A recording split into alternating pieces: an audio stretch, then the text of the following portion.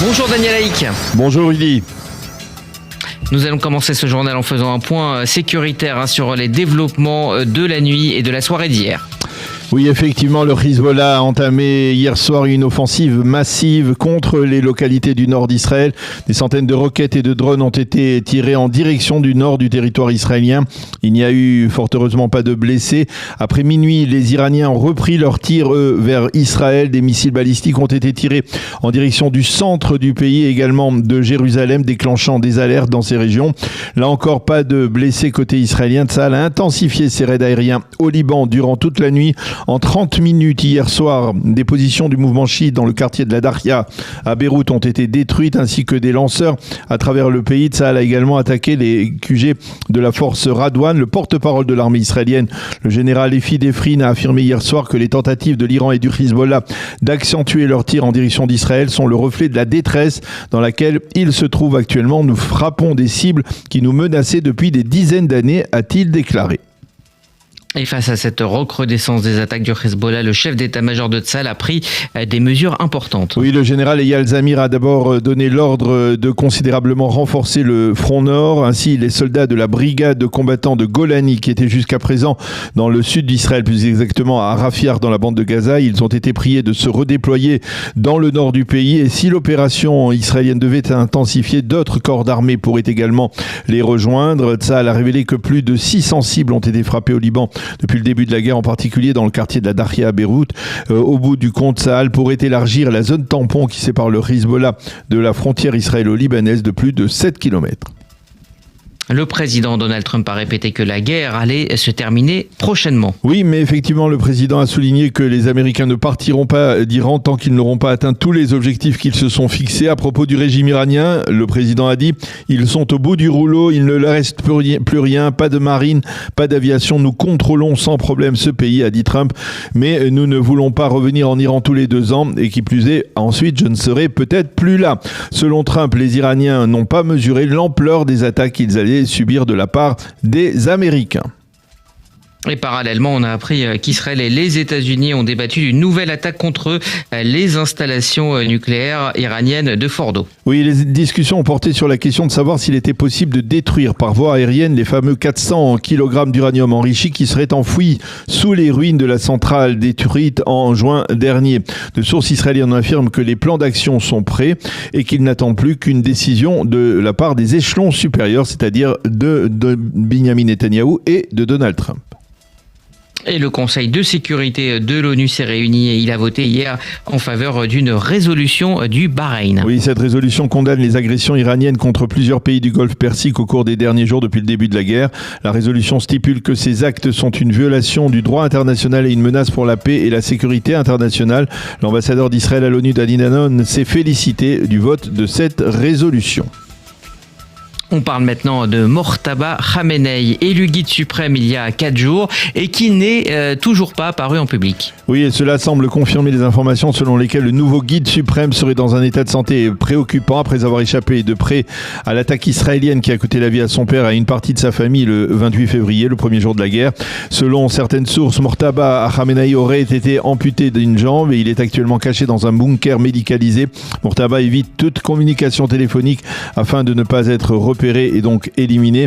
Les gardiens de la Révolution qui ont orchestré sa nomination admettent que son élimination accentuerait le sentiment de chaos dans l'actuelle direction iranienne. Et puis enfin, l'éventualité d'une grâce présidentielle pour Benjamin Netanyahou s'éloigne peu à peu. Oui, c'est en effet ce qui se profile après que la commission officielle chargée des grâces présidentielles ait donné un avis plutôt défavorable à l'attribution d'une amnistie pour le Premier ministre israélien dans les dossiers judiciaires qui le concernent. Motif invoqué par la commission, le procès du Premier ministre se poursuit. Il n'y a pas encore eu de condamnation et donc il ne peut pas y avoir de véritable demande de grâce. Autre argument avancé, le Premier ministre n'a jamais reconnu sa culpabilité dans les dossiers. Cela entrave donc aussi un avis favorable. De facto, cela porte à croire que le président Herzog aura le plus grand mal à accorder à Benjamin Netanyahou sa grâce présidentielle. Merci à vous Daniel Haïk, on vous retrouve dans 25 minutes à 7h30 pour votre revue de presse israélienne.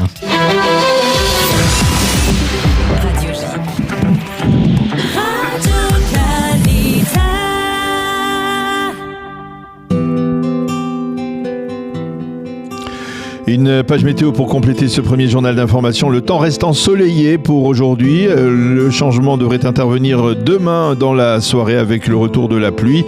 En attendant, les températures restent, on va dire, plutôt estivales. 17 degrés à Jérusalem, 19 à Tel Aviv et Ashdod, 20 à Haïfa et à Netanya et 25 degrés à Eilat.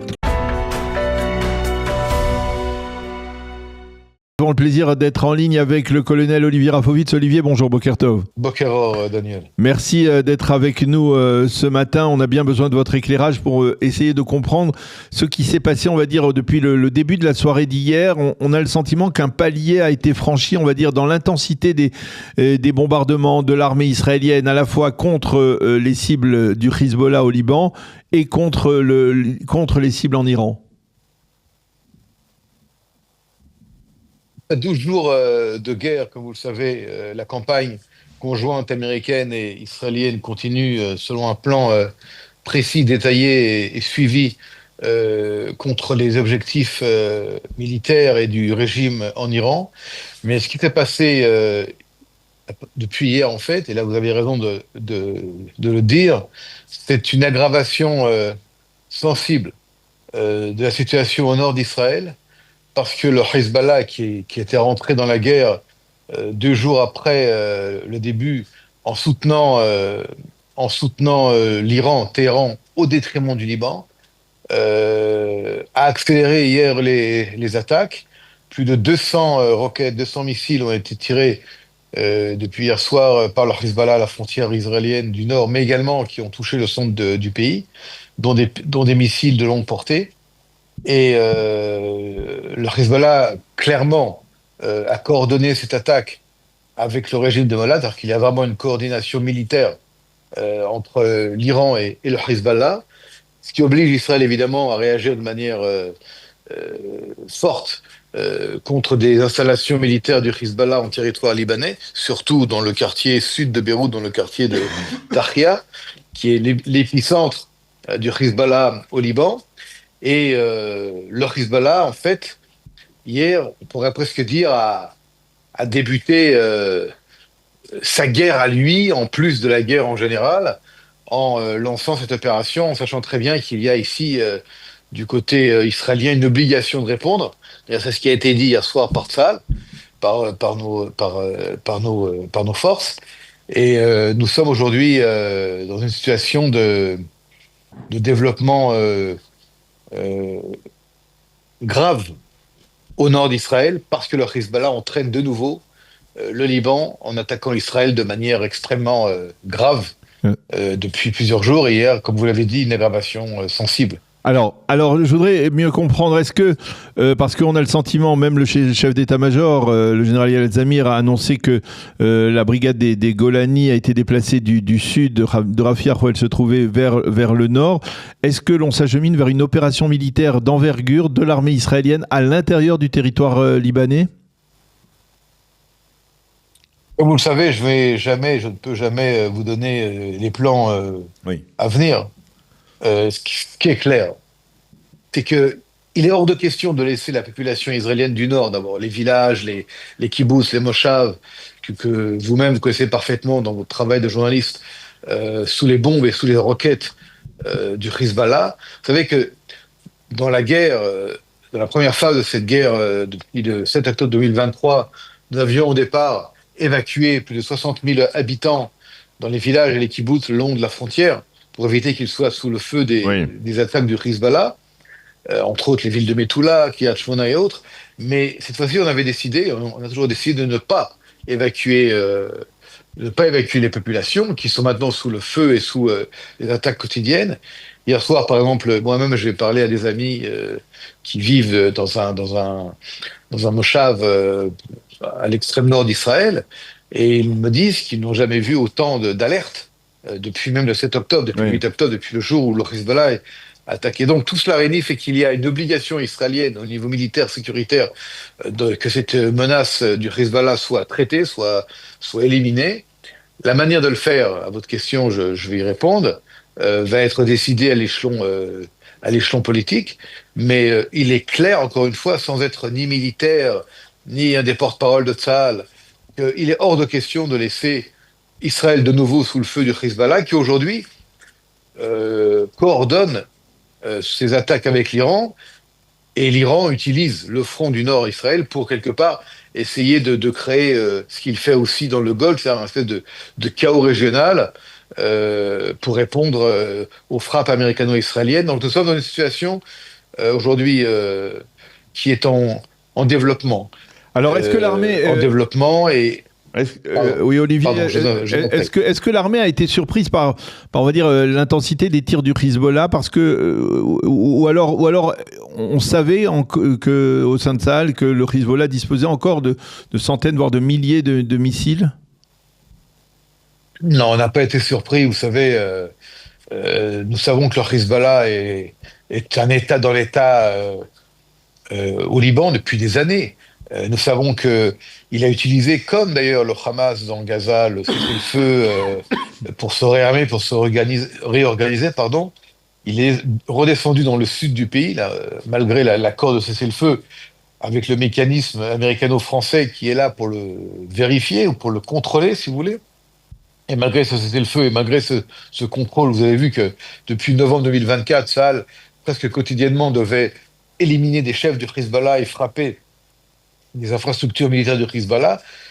Tout cela réuni fait que malgré cela, et parce qu'il y avait un cessez-le-feu, le Hezbollah de nouveau s'est réarmé, s'est réorganisé, a joué parfois presque, je dirais, le mort, entre guillemets, pour faire croire qu'il était très affaibli. Mais tout ça, nous avons suivi, nous étions absolument, nous sommes toujours d'ailleurs, dans une situation de vérification de ce qui se passe au Liban. C'est un pays que nous connaissons bien au niveau du renseignement. Et les attaques qui ont lieu actuellement sont exactement ce que nous savons et ce que nous pensions. Et la question est de savoir maintenant, pas la question, mais la manière est de comment maintenant éliminer cette menace qui doit être éliminée une bonne fois pour toutes.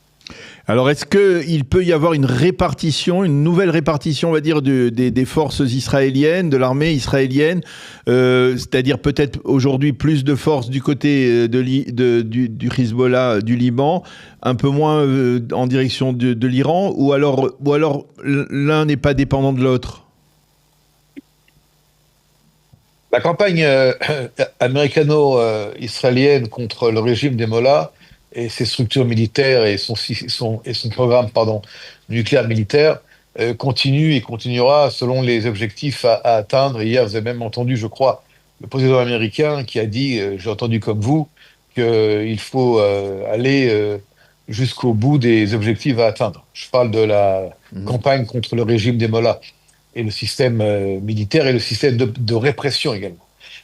Mais ceci, en rien, ne touche le fait qu'il faut continuer, et même s'il le faut, renforcer la défense du nord d'Israël et l'offensive contre le Hezbollah. Encore une fois, plus de 200 missiles et roquettes lancés cette nuit contre le nord d'Israël est à une situation qui est intolérable, impossible à accepter. Et encore une fois, les Israéliens comprennent très bien que il faut faire ici, il faut porter, un grand coup au Hezbollah, même s'il avait été affaibli avec l'élimination de son chef historique, Hassan Nasrallah, et qu'il y a eu des frappes importantes contre le Hezbollah. Il s'est de nouveau renforcé avec ses déterminations de vouloir de nouveau attaquer Israël. Et il ne faut pas non plus exclure que le Hezbollah, en se renforçant et en descendant, ou en faisant descendre des forces de Radouane, qui sont ces forces d'élite, entre guillemets, dans le sud du pays, même au sud du Litanie, pourrait aussi essayer de créer des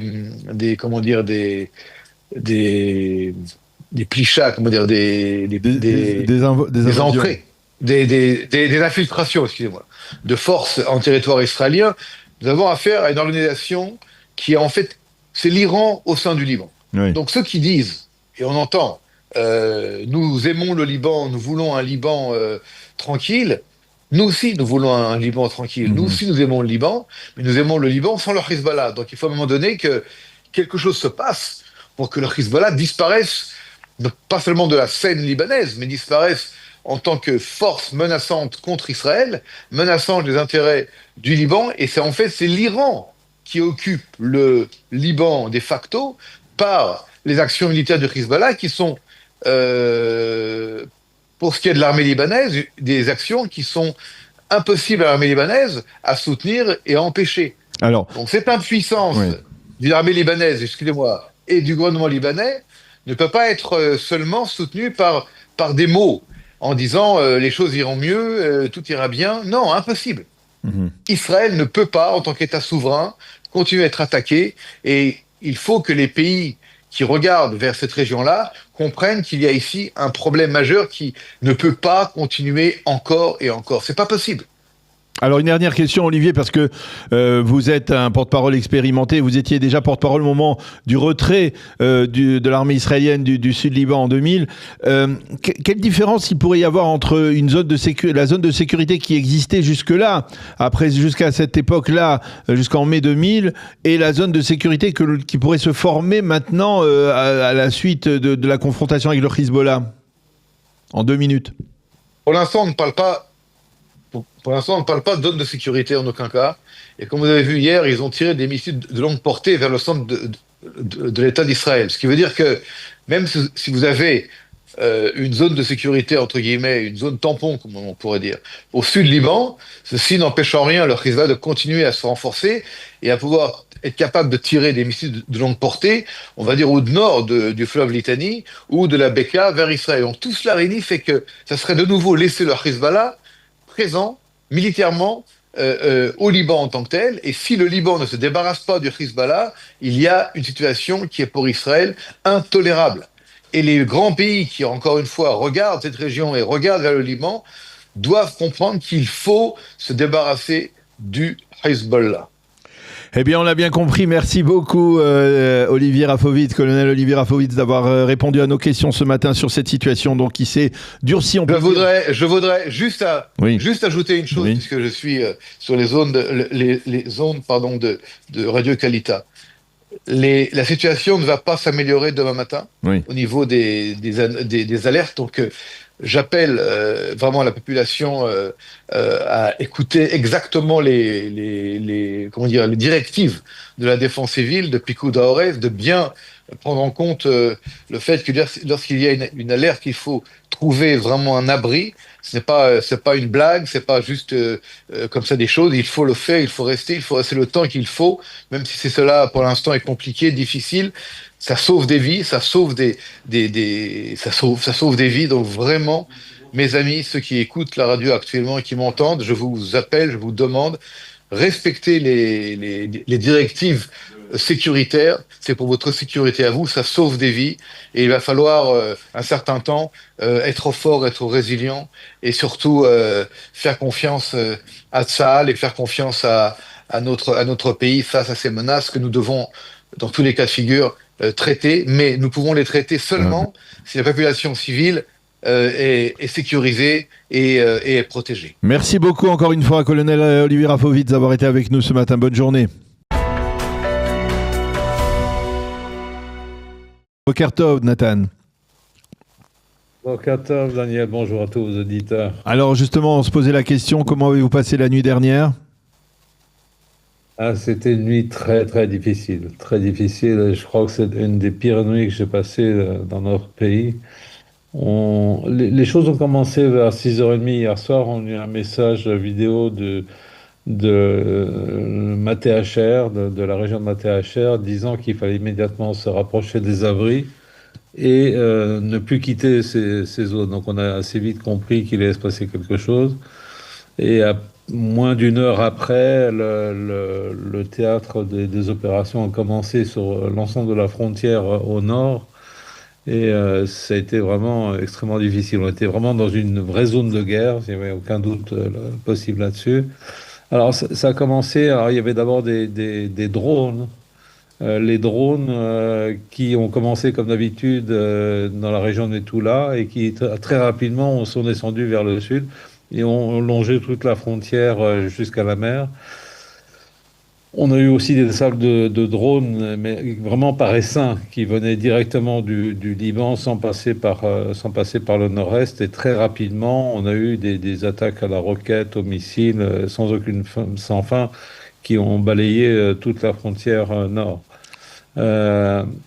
Indiscutablement, les choses avaient l'air assez bien coordonnées avec les Iraniens, puisqu'on a vu que les missiles balistiques iraniens suivaient à peu près en même temps le même chemin que les drones et les missiles balistiques ou les roquettes tirées par le Liban.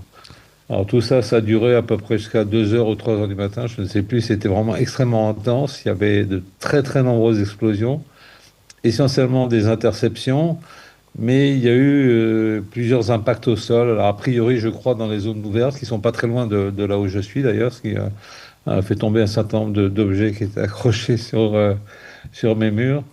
Mais pas de dégâts dans le kibbutz lui-même, a priori, de ce que j'ai vu. Alors, j'étais plus un peu d'astreinte pour le Magen David Adom, et on n'a pas eu d'appel spécifique pour des blessés dans le kibbutz. C'est déjà une très très bonne chose. On a eu bien sûr l'aviation.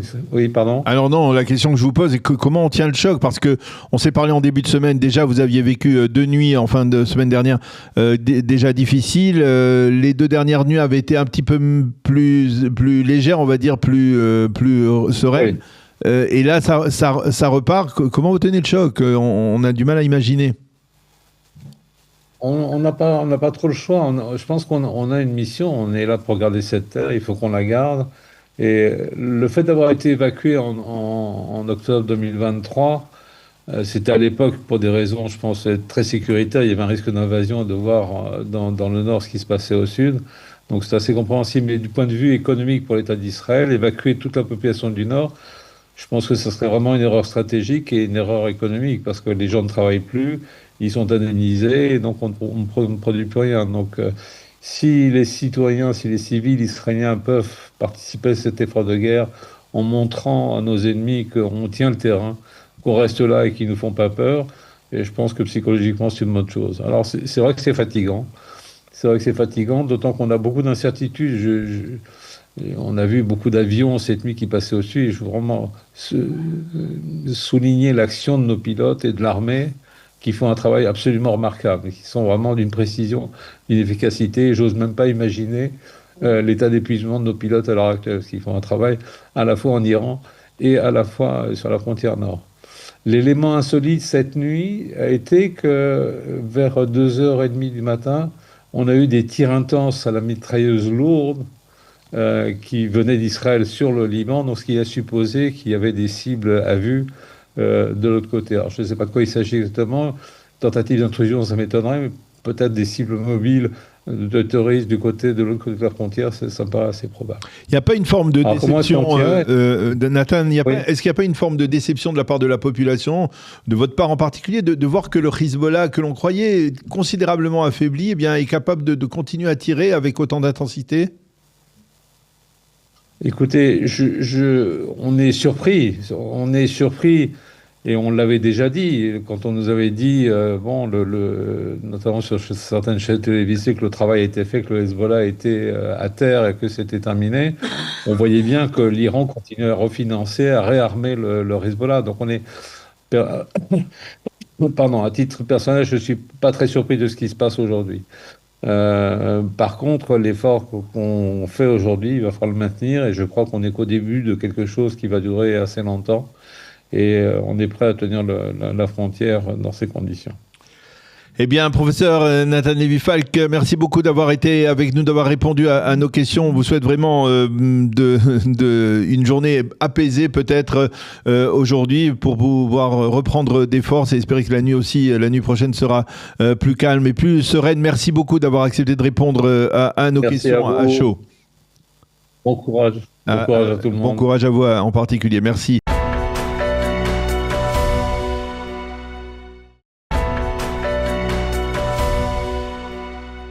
Et ce matin, les manchettes des quotidiens israéliens se focalisent sur la situation dans le nord du pays, avec les nouvelles menaces du Hezbollah et les tirs.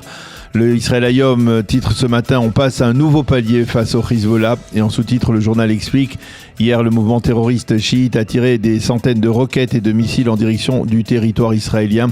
On estime qu'il pourrait s'agir là d'une tentative du Hezbollah de détourner l'attention de ce qui se passe à Téhéran et même peut-être de reprendre des négociations avec Israël pour un cessez-le-feu au Liban. En Israël, on continue de faire de l'Iran le front principal et une déclaration d'un haut responsable américain qui affirme la menace des missiles balistiques vers Israël sera écartée dans les tout prochains jours.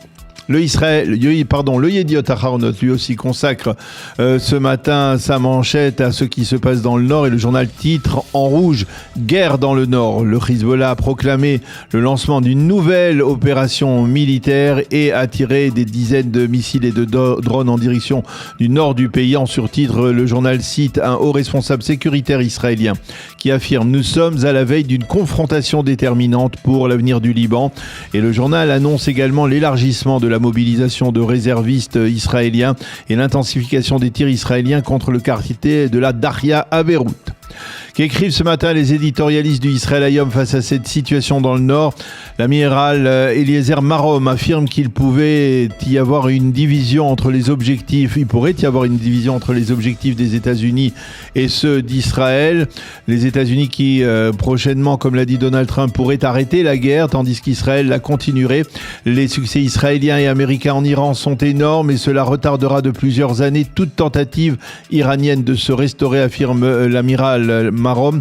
La docteure Liora Endelman-Bahavour propose une excellente question ce matin. Qui parle au nom du peuple iranien? Et elle explique que d'un côté, il y a les Iraniens qui, de l'intérieur, veulent voir le régime tomber, mais de l'autre, il y a l'opposition dans la diaspora iranienne qui n'est pas toujours uniforme. Et au milieu, il y a des millions de citoyens iraniens à qui personne n'a rien demandé, certainement pas leur avis.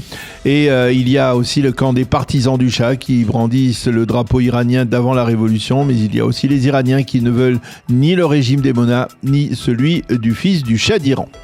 Dans son analyse dans le Yediot Aharonot, Yossi Yehoshua, le spécialiste sécuritaire du journal, écrit qu'il faut neutraliser la menace du Hezbollah. Il explique que Tsahal a compris que le mouvement terroriste aspirait à une escalade de la violence et il est probable que désormais l'armée israélienne répartisse autrement ses forces en donnant une forme de priorité au dossier libanais. Et donc la répartition dans les prochains jours devrait être: les Américains attaqueront plus intensément en Iran et les Israéliens plus intensément au Liban. Preuve de cette réorganisation, le chef d'état-major de Tsahal, le général Eyal Zamir, a donné l'ordre à la brigade Golani, brigade de combattants de Tsahal, de se déplacer du sud de Rafia, où elle se trouvait jusqu'à présent, vers le nord du pays. Tamar Shevek, la correspondante du Yediot Aharonot à Paris, analyse l'attitude souvent contradictoire, on l'a dit, d'Emmanuel Macron dans le conflit au Liban. Et elle écrit: la France voudrait pouvoir jouer un rôle déterminant, mais le président Macron entend tenir la corde de ses deux bouts. D'un côté, il critique le Hezbollah pour ses attaques contre Israël, mais de l'autre, il exige de Tsahal de cesser toute activité terrestre au Liban. Une nouvelle expression du même tempisme de Emmanuel Macron. Dans la page éditoriale du Yediot Aharonot de ce matin, une analyse sur l'hypocrisie des Européens dans la crise actuelle. Zev Abrahami ne comprend pas le mépris des Européens envers les Américains. Ces mêmes Américains qui, il y a 80 ans, ont libéré les Européens du joug nazi et leur ont préparé le plan Marshall. Les Européens, dans leur hypocrisie, pestent contre les États-Unis, mais s'abreuvent de culture américaine. Et puis, il y a cette accusation selon laquelle les Américains ont abandonné l'Europe à son sort, alors que depuis 20 ans, ce sont les Européens qui n'ont cessé de se démarquer des Américains et de leurs valeurs.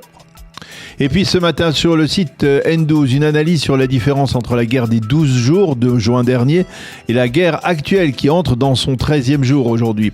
Elisha Ben Kimoun explique que durant les 12 derniers jours, l'Iran a tiré la moitié des missiles balistiques qu'elle a tirés durant les jours de la guerre de juin dernier à Mkelavi. Par contre, la quantité de raids aériens a doublé. Au sein de la défense nationale, on constate une baisse de la coordination en Iran entre les différentes forces en présence, les Bassidj en particulier et les gardiens de la révolution. Le Israël Hayom se penche ce matin sur la décision annoncée par Netanyahou et Smotrich de couper horizontalement tous les budgets de l'État pour financer la guerre. Et Dan Avni nous apporte des voix des gens du nord du pays qui s'insurgent contre ces coupes budgétaires qui vont se répercuter par une baisse de soutien de l'État à la reconstruction du nord du pays qui en avait bien besoin. Comment prendre une telle décision, disent les habitants du nord maintenant, alors que nous sommes sous le feu du Hezbollah. Au lieu de réduire les budgets, il faut au contraire les augmenter, affirme l'un des présidents des conseils régionaux du Nord, tandis que Merav Sever considère que ces coupes vont frapper avant tout les habitants de la périphérie en Israël. Et puis le Yediot Aharonot consacre une double page ce matin à l'annonce du report de la loi sur l'enrôlement des élèves des yeshivot, une victoire dans la bataille, mais pas encore une victoire de guerre, explique dans son titre Galganot dans le Yediot Aharonot, qui se penche particulièrement sur la réaction de satisfaction de certains des mouvements des réservistes et de femmes de réservistes qui, pour qui cette décision est une sorte de première victoire. Mais l'un des responsables du mouvement affirme « Je regrette de perturber votre joie, mais le fait que la loi soit gelée ne signifie pas que le pays va entamer dès demain un processus d'enrôlement de dizaines de milliers d'élèves des yeshivot. Donc la situation actuelle pour les réservistes ne devrait pas se modifier. Et puis ce matin, dans le Israël Hayom, un reportage sur ce qui se passe depuis le début de la guerre dans le monde orthodoxe en Israël. Et d'emblée, une constatation, la communauté orthodoxe dans son ensemble ne respecte pas les directives de la défense passive. Des exemples cités par Yaakov Erkovitch qui a rédigé cet article. Les yeshivot orthodoxes sont ouvertes avec des centaines d'élèves. Les mariages se poursuivent comme s'il n'y avait pas de guerre. Idem pour les tiges, ces soirées de réunion et de chants orchestrés pour les rabbis chassidique, et Erkovitch d'expliquer qu'il n'y a pas là un simple problème de culture, c'est une telle attitude des orthodoxes met en fait leur vie en danger. Les missiles iraniens ne feront pas de distinction entre laïcs, religieux et orthodoxes.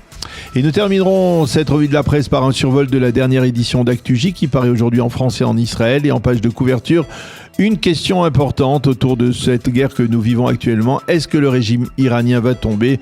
Une question que le monde entier se pose, et derrière cette question, un dossier entier de la rédaction d'Actu-J sur la guerre, un article également sur le 12e anniversaire de l'attentat de Toulouse, et puis également dans le Actu-J, un dossier sur les municipales à Paris avec les candidats qui répondent aux questions de la rédaction, et bien entendu toutes les chroniques de la rédaction d'Actu-J dans l'édition qui paraît donc aujourd'hui. C'est la fin de cette revue de la presse et des médias israéliens. Nous sommes en ligne avec le Rav Shmuel Marciano. Shmuel, bonjour, Boker Tov. Boker Tov à tout le monde, Boker Tov Daniel. Merci d'être avec nous ce matin. Alors, je vais montrer à nos auditeurs et à nos téléspectateurs une image. Je ne sais pas si vous allez pouvoir la voir vous-même. C'est celle en fait du Kotel Amaravi, du mur occidental de l'esplanade du Kotel, qui est totalement déserte. Et je voudrais qu'avec vous, au cours des prochaines minutes, on essaye de comprendre ce qui se passe sur l'esplanade du mur occidental, parce que effectivement, depuis, on va dire samedi soir, le début de la guerre, l'esplanade du Kotel Amaravi est totalement déserte et l'accès pour y prier est quasiment impossible. C'est presque impossible de rentrer sur l'esplanade du Kotel Amaravi. Il faut rappeler que la défense passive a allégé, on va dire, les consignes qui avaient été imposées au début de la guerre, et les a allégées il y a environ une semaine, jeudi dernier. Et pourtant, l'esplanade reste désespérément déserte, alors que on sait, les centres commerciaux à travers tout le pays sont ouverts, les supermarchés, on va dire tous les lieux publics sont ouverts. Pourquoi, Shmuel, l'esplanade du Kotel Amaravi reste fermée ? C'est la question que je vous pose.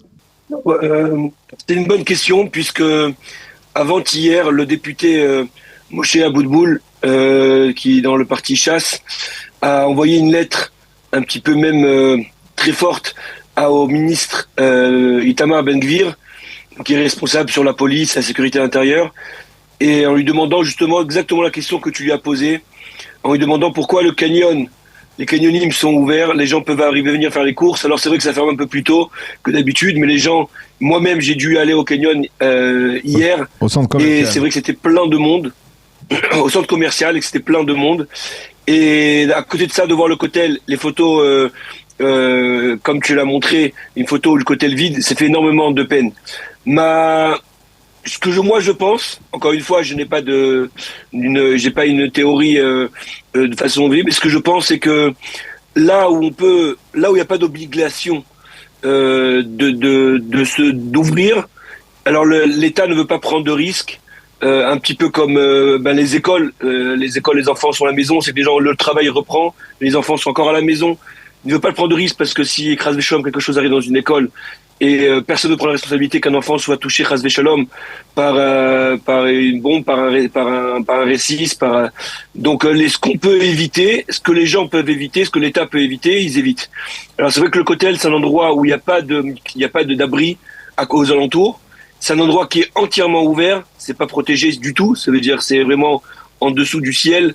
Et ceux qui prennent les décisions sont un petit peu dans le sens où il n'y a pas d'obligation que le Kotel soit ouvert, il n'y a pas d'obligation de prendre le risque que des gens viennent se retrouver comme on a l'habitude de voir au Kotel par des centaines et des centaines de personnes, des centaines de minyanim matin, après-midi et soir, jour et nuit.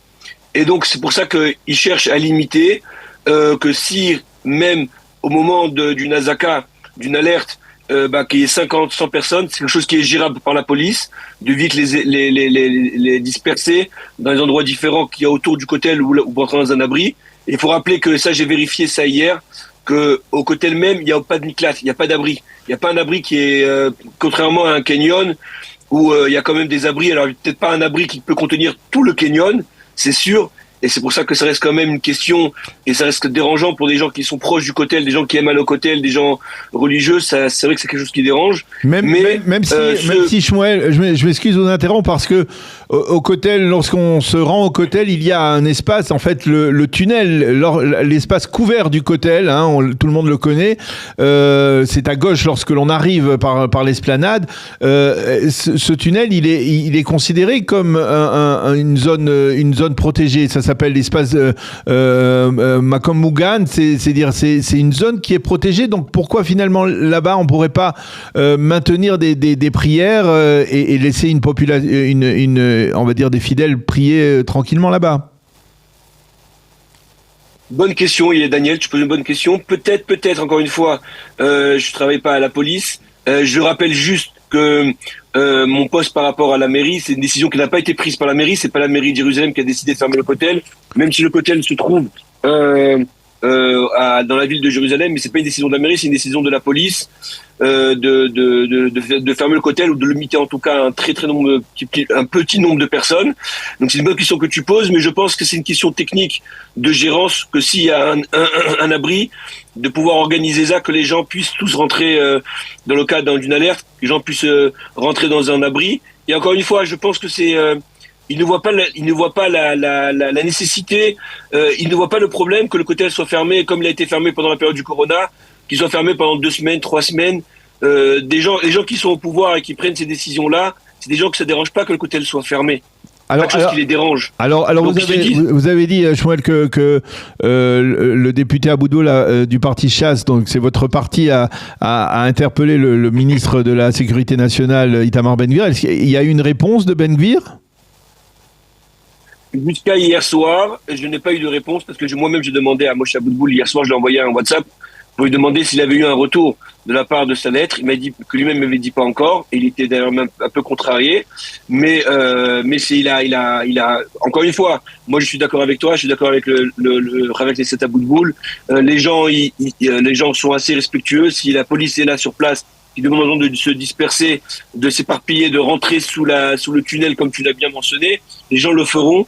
Donc qu'on limite, qu'on ne peut pas se retrouver comme on se retrouve le jour de Tisha B'Av ou les jours des Slichot au Kotel, c'est tout à fait normal, mais qu'on puisse laisser le Kotel ouvert pour les prières, on va pas dire aux touristes, parce qu'il n'y a pas de touristes en ce moment, mais laisser avec un nombre un peu plus grand de personnes. Je suis tout à fait d'accord avec toi, et le fait que tu m'as appelé hier pour me demander de faire cette interview, ça me donne envie d'essayer de moi aussi, de mon côté, à ma petite échelle, d'essayer de me battre pour ça. Pour essayer que effectivement on puisse rouvrir le Kotel avec un peu plus de monde. Alors je vais avancer une hypothèse et je voudrais que vous me disiez si c'est possible. On est en plein Ramadan. le fait que finalement, eh bien, la police, puisque c'est elle qui interdit, eh bien, la police interdit aux fidèles juifs d'être sur l'esplanade du mur occidental, ça lui permet aussi d'interdire aux fidèles musulmans de se promener sur le mont du Temple, et d'une certaine manière, ça apaise des tensions qui auraient pu peut-être éclater autour de la guerre. Est-ce que c'est un scénario qui vous semble plausible ? Je ne suis pas convaincu, Daniel, pour la simple raison que le ramadan, il a commencé avant la guerre, et que quand le ramadan avait commencé, et surtout le premier vendredi, le hôtel était ouvert tout à fait normalement, et si c'était une raison sécuritaire par rapport au ramadan, je pense qu'il aurait pris des mesures déjà avant le début de la guerre. Donc je ne suis pas convaincu que ce soit la raison. Encore une fois, tout est possible puisque je travaille. C'est pas moi qui ai pris les décisions, c'est pas moi qui travaille à la police. Mais voilà, si le ramadan avait commencé le jour de la guerre, on aurait pu peut-être dire ça, mais le fait que le ramadan commençait déjà, je crois, presque une semaine déjà avant, je ne pense pas que ça soit la raison. Et même les années précédentes, pendant la période du ramadan, on n'a jamais vu que les hôtels ont été limités ou qu'on a fermé le hôtel ou on a limité le nombre de personnes parce que on était à la période du ramadan. Eh bien, Rav Shmuel Marciano, merci beaucoup d'avoir accepté de répondre à nos questions sur ce sujet délicat, il faut bien l'avouer, mais en tout cas, le fait est que ça fait maintenant bientôt 15 jours que l'accès au Kotel Amaravi, au mur occidental, est quasiment impossible, pour ne pas dire impossible, pour le commun des mortels et des fidèles. Merci de nous avoir éclairés, d'avoir accepté de répondre à nos questions sur ce dossier. On va essayer de suivre, de voir si les choses se décantent quelque peu dans les prochains jours ou les prochaines semaines, on l'espère en tout cas, bien entendu, puisqu'on approche à grands pas de la fête de Pessah, une des fêtes de pèlerinage. On espère que d'ici là, eh bien, le Kotel sera réouvert. Merci beaucoup, Rav Shmuel Marciano. Avec plaisir, et je répète que je vais faire mon maximum à mon échelle et en petite échelle de me battre pour ça. Bezrat Hashem. Voilà, adjoint au maire de Jérusalem. Merci Shmuel. Bonne journée, à bientôt. Avec plaisir, bonne journée, au revoir. Nous sommes le 23 février à Jérusalem. Benjamin Netanyahou décroche son téléphone et appelle le président américain Donald Trump sur une ligne sécurisée qui le relie directement à la salle de crise de la Maison-Blanche. Le Premier ministre israélien veut informer le président américain d'une opportunité exceptionnelle. Selon les renseignements israéliens, le guide suprême iranien Ali Khamenei et plusieurs de ses principaux conseillers militaires doivent se réunir au même endroit à Téhéran le samedi matin prochain. L'information provient du renseignement militaire et du Mossad qui suivent depuis plusieurs jours, voire plus, les déplacements de hauts responsables iraniens. Netanyahou explique alors à Donald Trump qu'il s'agit d'une occasion stratégique rare et qu'une frappe aérienne pourrait permettre de tous les éliminer d'un coup. À ce moment-là, il faut dire que Donald Trump n'a pas encore pris la décision finale d'engager une opération militaire contre l'Iran, mais cet appel s'inscrit dans une série de discussions étroites entre Washington et Jérusalem au cours des 2 mois précédant la guerre. Après cet appel, Donald Trump charge la CIA de vérifier les informations transmises par Netanyahou. L'agence américaine mobilise rapidement ses moyens de renseignement pour confirmer l'existence de cette réunion à Téhéran. Au même moment, rappelons-le, les négociations diplomatiques menées à Genève entre les États-Unis et l'Iran semblent dans l'impasse. Les envoyés de Donald Trump, Jared Kushner et Steve Witkoff, expliquent au président que les discussions n'aboutiront probablement pas à un accord acceptable. Le message est clair, la voie diplomatique reste ouverte, mais les dirigeants iraniens ne semblent pas prêts à faire de compromis. Le jeudi suivant, la CIA confirme rapidement que la réunion prévue à Téhéran, dont Netanyahou avait averti Donald Trump, est bien réelle. Le secrétaire d'État Marco Rubio explique alors au président que ce week-end représente une opportunité unique d'agir contre cette menace. Pour Washington et Jérusalem, ce rassemblement simultané de l'ensemble de la hiérarchie du régime iranien autour de Khamenei offre une cible unique que les États-Unis et Israël ne peuvent pas laisser passer. Donald Trump prend alors sa décision. À 15h38, heure de la côte est des États-Unis, le vendredi, il donne l'ordre d'engager l'opération militaire.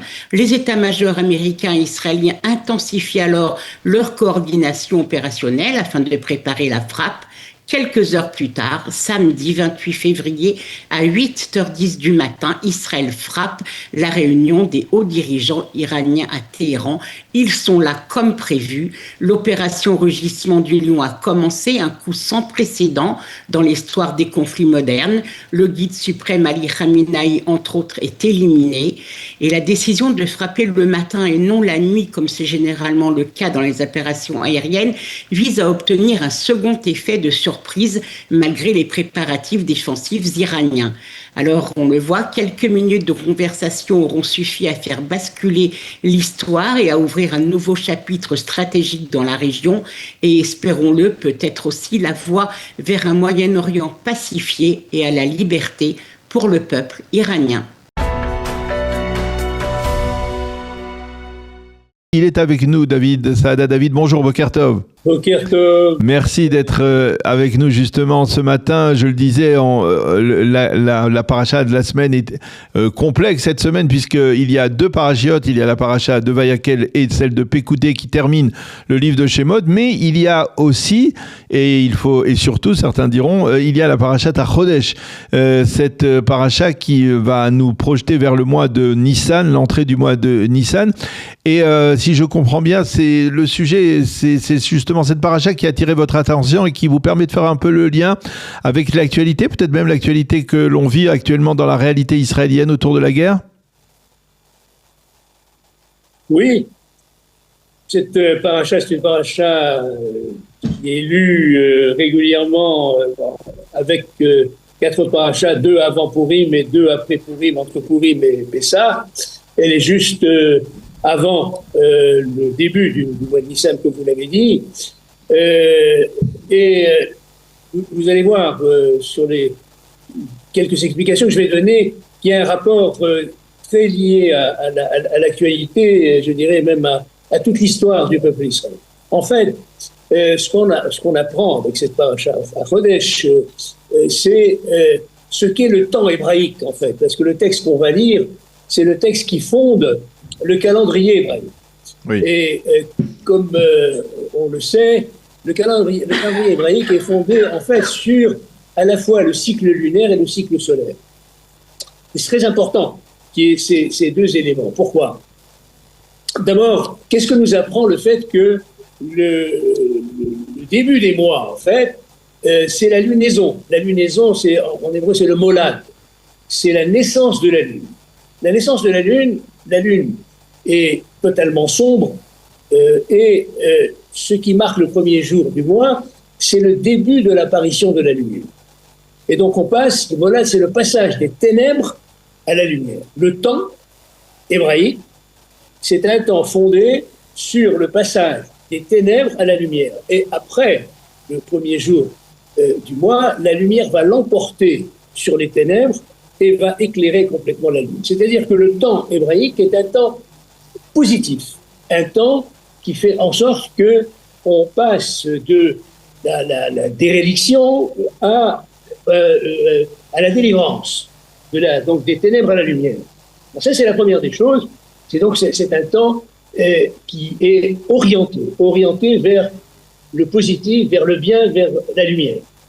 Mais seulement, il y a un autre élément fondamental qui définit le calendrier hébraïque, c'est qu'il faut absolument que le début des mois, le début du comptage, c'est-à-dire le début de l'année, en fait, selon la Torah, ce soit le mois de Nissan. Le mois de Nissan, c'est un mois qui doit absolument tomber au printemps. C'est-à-dire qu'il doit y avoir une correction du cycle lunaire tous les 2-3 ans pour qu'on ait toujours ce mois de Nissan au printemps. Alors, qu'est-ce que ça veut dire, ça, sur le plan philosophique, si je puis dire ?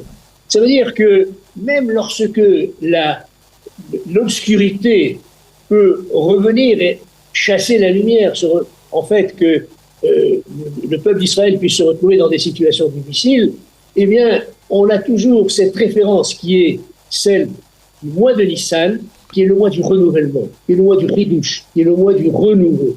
Et il y a toujours la possibilité donc de rester dans cette direction qui est définie par le molad, qui est la direction qui va des ténèbres à la lumière. Ce temps-là, c'est un temps spécifiquement hébraïque, parce que la conception courante du temps, c'est que le temps est un facteur de dégradation. Dans l'Antiquité, évidemment, c'était comme ça que c'était perçu. Et même aujourd'hui, je dirais, les scientifiques voient le temps comme un facteur de dégradation. Ils appellent ça l'entropie. Ils nous annoncent que le Soleil va disparaître d'ici quelques milliards d'années. Mais donc, pour le peuple d'Israël, pour la conception du temps que nous donne la Torah, le temps n'est pas un facteur de dégradation. Le temps est un facteur qui peut être un facteur d'amélioration. C'est un facteur de délivrance. C'est un facteur qui nous permet d'aller vers un parachèvement du monde, et que ce parachèvement du monde va vers le bien. Et donc, cette parachat à Chodesh, juste avant Pessah, est quelque chose de très important à comprendre. Et donc, je relis cela à l'actualité. Évidemment, on s'étonne de la résilience du peuple d'Israël, résilience historique et résilience du peuple d'Israël actuel sur sa terre face à ses ennemis. Eh bien, un des secrets de la résilience d'Israël, un des secrets de l'éternité d'Israël, c'est le temps hébraïque qui nous est donné par la Torah. Oui, c'est effectivement, et donc c'est ce qui nous permet de nous projeter et justement de dire que on va dire le temps est un facteur favorable, c'est-à-dire que on peut se projeter dans l'avenir et que l'avenir peut être meilleur que le présent, on va dire. Absolument, absolument. Le temps est un facteur d'amélioration, un facteur de tikkun, un facteur de réparation, et non pas un facteur de dégradation. C'est la raison pour laquelle il y a ce qui paraît être des dogmes un peu extravagants aujourd'hui de la résurrection des morts dans le judaïsme. C'est très cohérent avec cette vision optimiste, avec cette vision fondée sur la Emouna, et qui est un des fondements de la Torah, qui apparaît donc dans cette parachat à Chodesh. Et donc, l'une des forces du peuple d'Israël vient de cette conception du temps. Jamais le peuple juif ne s'est en quelque sorte découragé, malgré les déboires historiques qu'il a connus. Il a toujours eu la possibilité que l'on puisse passer des ténèbres à la lumière. Mais d'une certaine manière, le fait que la fête de Pessah, de la liberté, de la première, on va dire, action identitaire du peuple juif intervienne justement au printemps, c'est-à-dire au moment du chidouche de la vie, on va dire, de la vie de la nature, c'est pas un hasard donc. Pas du tout, pas du tout. C'est une obligation de la Torah de dire attention, le début de l'année, le début des mois doit toujours être le mois de Nissan, parce que c'est Chodesh Aviv, le mois du printemps, le mois du renouvellement. Il y a toujours la possibilité de se renouveler. Même lorsque, comme j'ai dit tout à l'heure, je le répète, les ténèbres semblent l'emporter sur la lumière à un moment ou à un autre, eh bien, il y a la capacité de renouvellement peut permettre justement de retrouver la prééminence de la lumière sur les ténèbres. Eh bien, c'est une très belle idée que nous allons conserver en perspective donc de cette parachat à Chodesh qui intervient donc ce Shabbat, que nous lirons dans les synagogues ce Shabbat, un deuxième Sefer Torah qui sera sorti donc à l'occasion de la lecture de cette parachat à Chodesh. Merci beaucoup David Saada d'avoir accepté de répondre à nos questions et de nous avoir donné ce lien, comme nous le faisons chaque semaine, entre la parachat de la semaine et l'actualité. On espère bien entendu effectivement que le temps sera bénéfique au Ham Israël, à l'armée israélienne, et justement on a beaucoup parlé de temps et de délai et de guerre. Est-ce qu'elle va se terminer rapidement ou pas? Eh bien, le temps, vous nous le dites, est bien un facteur positif et favorable pour l'État d'Israël, donc, et pour l'armée israélienne, on l'espère. Merci beaucoup d'avoir été avec nous ce matin. Bonne continuation. Shabbat Shalom, David. Shabbat Shalom, merci à vous. Voilà, il est 9h03 sur Radio Qualité, un peu plus tard qu'à l'accoutumée, mais c'est pour la bonne cause. En tout cas, merci beaucoup d'avoir été à l'écoute ce matin sur Radio Qualité. On vous souhaite à tous une journée sereine dans la mesure du possible, bien entendu. Faites attention et comme l'a dit le colonel Olivier Rafovitz, respectez les consignes de la défense passive, cela sauve des vies. Bonne journée, à bientôt et Shabbat Shalom.